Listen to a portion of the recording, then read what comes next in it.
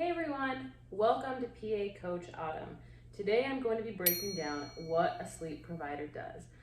Many people don't really know what a sleep provider does, and I want to break down how we work to get you a better night's sleep. So before we get started, don't forget to hit that subscribe button and like my content. Let me know what you want to see more of. So my name is Autumn, and I am a sleep provider, and I currently work in outpatient medicine, working in pulmonology and sleep medicine.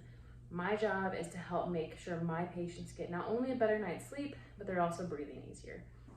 As I was saying, I am currently a sleep provider working in outpatient sleep medicine. I created this channel because I am very aware that there is a massive shortage of pulmonology and sleep providers in medicine currently.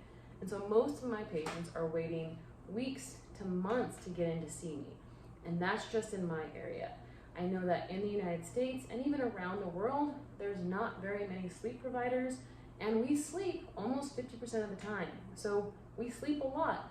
And if we're not sleeping well, it's going to affect us. And so by creating this channel, I was hoping to kind of demystify some of the more common sleep disorders that people deal with on a day-to-day basis. As we all know, a sleep-deprived brain is not a happy brain. So if you're looking to improve your sleep, make sure you subscribe to my channel for more videos in the future. So, what does a sleep provider do? What do I do on a day-to-day basis? It starts when a patient first walks in the door. Now, usually when patients are coming in to see me, they've been referred by their primary care provider, a cardiologist, maybe they're going through surgery, and while they were, outpatient in the recovery room, someone noticed, hey, they're not sleeping well. Something is happening when they sleep. You need to see a sleep provider. I get referrals kind of from all over. But what it comes down to is when someone is seeing me, it's because they're not sleeping well. They could have insomnia, sleep apnea, REM sleep disorder, restless leg, all kinds of different things, but they're seeing me because they are not sleeping well. So, kind of getting into it, as soon as they walk in that door, it starts with a good, very thorough history and physical exam. I want to know, how long has this been going on? When did you first start noticing that you weren't getting restorative sleep? What has changed in the last few years that has led to you not getting restorative sleep? I want to be asking about other disease states. Do you have underlying mental health disorders such as depression, anxiety? PTSD is a big one in my patient population. What mental health, disorders or things that you're dealing with might be contributing to that poor sleep. I'm going to ask about cardiac disease. A lot of people don't realize that cardiac disease affects how you sleep. Metabolic syndromes like diabetes, that can affect how you sleep. Hypothyroidism, that affects how you sleep. I'm going to be conducting a very thorough history and physical to try and get to the bottom of why they're not sleeping well. After that initial visit, then we discuss, do I need to get labs? Do I need to get further imaging like a brain MRI? Or do I need to order a sleep test? So this takes me to the next stage of what sleep providers do. A lot of the sleep physicians will work in a sleep lab interpreting sleep studies and those overnight studies that patients will do. Those sleep studies are when a patient comes in, spends the night, we hook them up to a bunch of machines, and it monitors parameters like how much they're moving throughout the night. Are they going into REM, throughout the night? How long does it take them to fall asleep, and how long are they sleeping for? Are they getting restorative sleep? So are they actually breathing all night, or do they stop breathing like in the case of obstructive or central sleep apnea? So that sleep study is a very useful tool for diagnosing, is there something going on besides just insomnia or I can't sleep that we can fix that might be contributing to why someone is getting a non-restorative night's sleep. After that sleep study is done, a lot of sleep physicians will take that study, interpret it, and kind of let us know as sleep physician assistants what's going on when they're sleeping. Once we have our diagnostic tests, imaging, sleep diaries, any other kind of history and physical aspects that we might need, the next step is coming up with a treatment plan. And every treatment plan is going to be different. It's going to be very individualized for each patient who is not sleeping well. So some patients might need to go on a CPAP because they have sleep apnea. Some patients may need to take iron supplements If they're iron deficient and they have restless leg syndrome, other patients may need to go to therapy if they're having a lot of underlying anxiety, depression, PTSD, because those can all affect sleep.